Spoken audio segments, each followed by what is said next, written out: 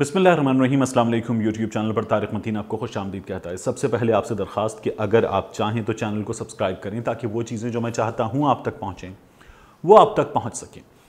वज़ीर-ए-आज़म इमरान खान साहब ने चेयरमैन NDMA को कराची में काम करने की और कराची में जो सफाई करने की, क्लीन अप करने की हिदायत की है। अफवाज पाकिस्तान को इस सिलसिले में काम की हिदायत की है।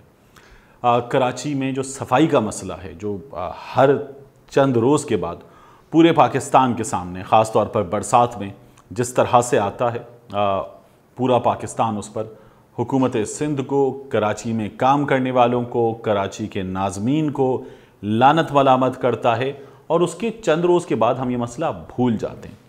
ये मसला कराची के सबसे बड़े मसाइल में से एक है और हम इसे भूल जाते हैं। कराची के मसाइल, कराची के हुक्मरान हैं और ये मसाइल बहुत हैं। ये मसाइल इतने हैं, इनको हल करने के लिए इतने इदारे चाहिए कि जिनकी गिनती मुमकिन नहीं है। इनको हल करने के लिए कराची को पूरा बदलना पड़ेगा, कराची का सिस्टम पूरा बदलना पड़ेगा। कराची को शायद ये जो हुक्मरान हैं इनसे छुटकारा भी दिलाने की ज़रूरत पड़ सकती है। ये तब जाके शायद कराची के मसाइल आधे हो पाएँ जिस तरह से कराची को मसाइलिस्तान इन लोगों ने बनाया। देखिए, कराची पहले इमेजिन कर लें, एक चीज़ इमेजिन कर लें मेरे कहने पे। आप इमेजिन कीजिए एक कराची जिस कराची में ईदी ना हो। एक कराची इमेजिन कीजिए जिसमें छीपा फाउंडेशन ना हो। एक कराची इमेजिन कीजिए जिसमें सैलानी वेलफेयर ट्रस्ट ना हो। एक ऐसा कराची इमेजिन कीजिए जिसमें JDC ना हो, ज़फ़र अब्बास ना हो। मेरे कहने पर एक ऐसे कराची का तसव्वुर कीजिए आप जिसमें सारिम बर्नी ना हो, जिसमें अंसार बर्नी ना हो, जिसमें ज़ियावान एडवोकेट ना हो। एक बार तसव्वुर कीजिए ऐसे कराची का जिसमें खिदमत खल्क फाउंडेशन ना हो, जिसमें अल खिदमत ना हो। एक ऐसे कराची का तसव्वुर कीजिए जिसमें छोटी मोटी मेमनों की सैकड़ों तंजीमें ना हों, जिसमें ओवरसीज़ पाकिस्तानी अपनी जेब से जमा करके कराची में मौजूद अपने रिश्तेदारों को जो मदद भेजते हैं और वो मदद इंडिविजुअल्स तक, मुस्तहिकीन तक पहुँचती है, वो मदद ना हो। उसके बाद आप तसव्वुर कीजिए इस शहर का, ये शहर जो इस वक्त हमें पाकिस्तान का सबसे बड़ा मसला नज़र आ रहा है। इस शहर में अगर ये लोग ना हों तो फिर कराची का हाल क्या होगा। इस शहर में आप देखिए कि सैलानी वेलफेयर ट्रस्ट ये दस्तरखान चला रहे हैं, ये लोगों की मदद कर रहे हैं, ये मेडिकल सर्विस दे रहे हैं, ये कैश डोनेशन दे रहे हैं, ये RO प्लांट लगा कर बैठे हुए हैं। ये कराची में माहाना लाखों लोगों तक इमदाद पहुंचा रहे हैं। ये रोज़ाना लाखों लोगों को खिला पिला रहे हैं और उनका घर चला रहे हैं चंदे की मदद से। ईदी फाउंडेशन ना हो इस शहर में, इस शहर में ईदी फाउंडेशन ना हो तो इस शहर में आप देखिए कि ईदी का अपना कब्रिस्तान है, ईदी का जानवरों का हॉस्पिटल है, ईदी का सर्द खाना है, ईदी का मोबाइल सर्द खाना है, ईदी की एम्बुलेंस सर्विस है। ये ना हो तो इस कराची का क्या हाल हो। ज़फ़र अब्बास ना हो इस शहर में। हर फ़ोन कॉल पे, हर गली में, हर जगह पर, हर मकाम पे ऐसा लगता है कि उसने खुद को क्लोन करके बहुत सारे ज़फ़र अब्बास बना रखे। ज़फ़र अब्बास ना हो, आप तसव्वुर कीजिए इस शहर में तो क्या होगा।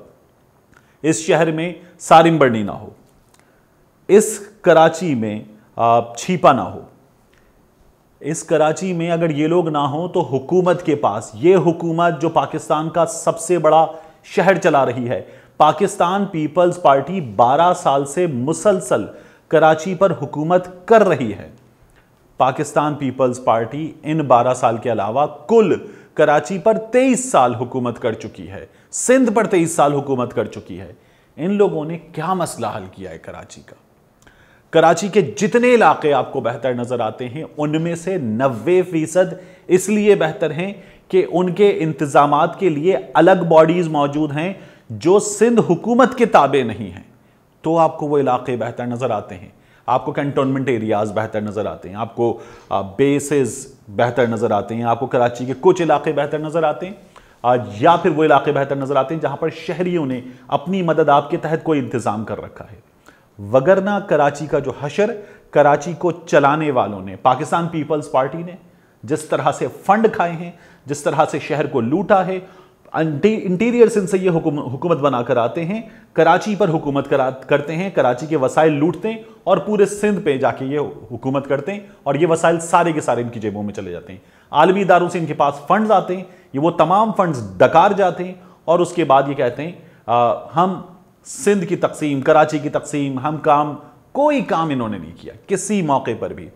आप देखिए कि ये लोग आपको नजर आएंगे, इतने बजे ये वाली सड़क साफ, इतने बजे ये वाली सड़क साफ, ये वाला मौका, ये वाली जगह सड़क साफ।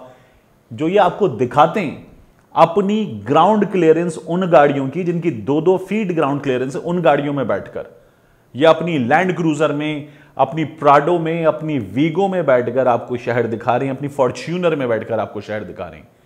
इन्हें क्या अंदाजा कि वो जो 600 सीसी की गाड़ी में बैठकर कराची में कश्ती बना के अपनी गाड़ी को घर पहुंचता है, वो जो मोटरसाइकिल को 10-10, 12-12 किलोमीटर घसीटता है अपने बीवी बच्चों के साथ, उस पर क्या बीतती है।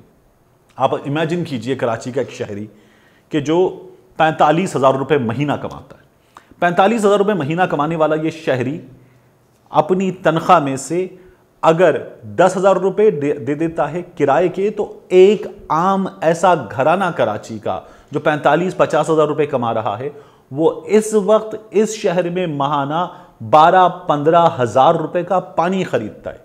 इससे बड़ा जुल्म कुछ हो सकता है? ये हुक्मरान कराची के लोगों को पीने का नहीं, ये नहाने धोने का पानी नहीं दे सकते। ये हुक्मरान कराची के मसले को हल करने की बात करते हैं, कराची की सफाई का मसला। मैं इंशाअल्लाह कुछ दिनों में कराची जा रहा हूं और मैं आपको दिखाऊंगा एक एक सड़क, एक एक गली का हाल। आप जो कराची के रहने वाले हैं वो जानते हैं वो किस अजियत से रोज़ाना गुजरते हैं। और आप देखिए इस वक्त आपने औरंगी टाउन के, कोरंगी के, यहाँ वहाँ मुख्तलिफ इलाक़ों के, ख़ास तौर पर जो कस्बा बनारस की पहाड़ियों से, ऊंचाइयों से उतरने वाला पानी नाज़िमाबाद में आता है, उस पानी में आपने देखा है, मतलब वो ऐसा लगता है खैबर पख्तूनख्वा के वो तेज़ बहते हुए नाले हैं जो गलियों में से गुजर रहे हैं। ये जो हाल है, ये हाल कराची का इन हुक्मरानों ने मुसलसल किया है। MQM ने कराची के इदारे सियासत ज़दा करके सियासी भर्तियाँ की हैं, पीपल्स पार्टी ने कराची के इदारों में सियासी भर्तियाँ की हैं, अपने नालायक तरीन कारकुन, अपने मुलाजिम, अपने रिश्तेदार घर पे बिठाकर तनख्वाह लेने वाले, इस शहर को खाने वाले मुसलसल इन्होंने भर्ती किए हैं। और फिर इस शहर का रहने वाला एक एक बूंद पानी के लिए पैसे खर्च करता है, बिजली के वो बिल देता है, कुंडा माफिया शहर में बिजली चोरी करता है और फिर उसके बाद लोगों के घरों की बिजली नहीं होती। 12-12 घंटे, 16-16 घंटे पाकिस्तान के सबसे बड़े शहर में लोग बिजली से महरूम होते हैं, सड़कों से महरूम होते हैं।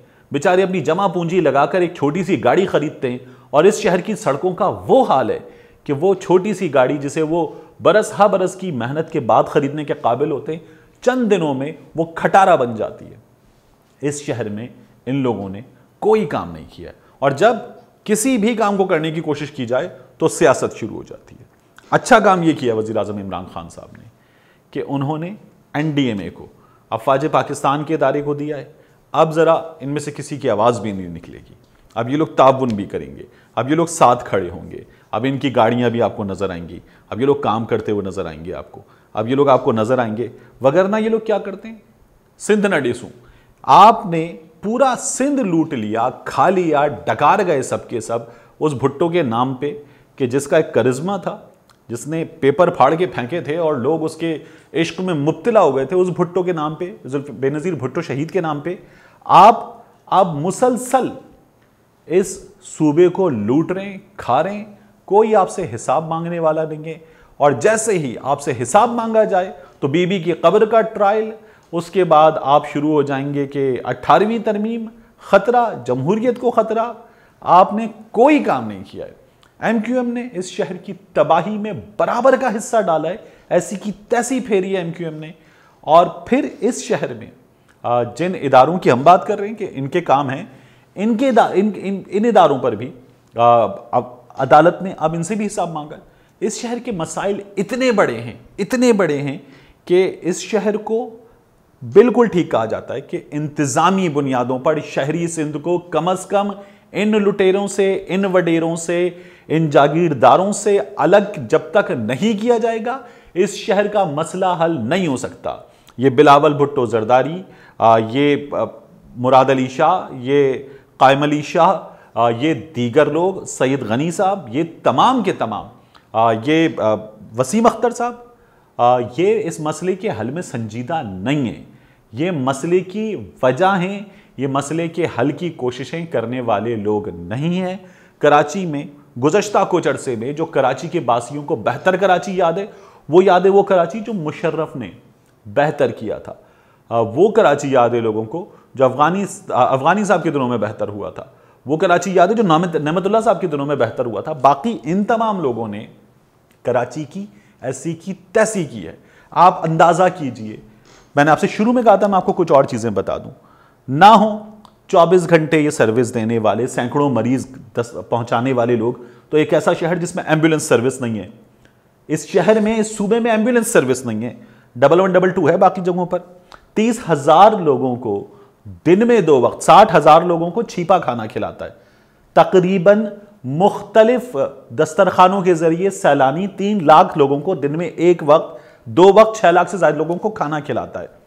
दुनिया भर में सबसे बड़ा एम्बुलेंस का फ्लीट नेमत है, वो यहां पर मौजूद है। ये ना होता तो ये लोग क्या करते कराची का, इन्होंने कराची का क्या हाल किया होता। ईदी का अपना कब्रिस्तान है, ईदी का सर्द खाना है। सारिम बर्नी ना होते, अंसार बर्नी ना होते, अमन फाउंडेशन ना होती। ये तो बिलावल भुट्टो जरदारी ने कुछ दिनों पहले वापस अमन फाउंडेशन को लिया था, उसको भी मुतनासिब बना दिया इन लोगों ने, वहां पर भी तनख्वाह की और दीगर मसाइल पैदा कर दिए। ये लोग कराची के मसले की वजह हैं, ये कराची का मसला हल नहीं करना चाहते और ये लोग इसी तरह से चिमटे रहेंगे। ये मुझे और आपको जब मसाइल हल करने की बात होगी तो गालियां दे सकते हैं, ये मीडिया को झूठा कह सकते हैं, ये झूठी फुटेज मीडिया के सामने लेकर आ सकते हैं।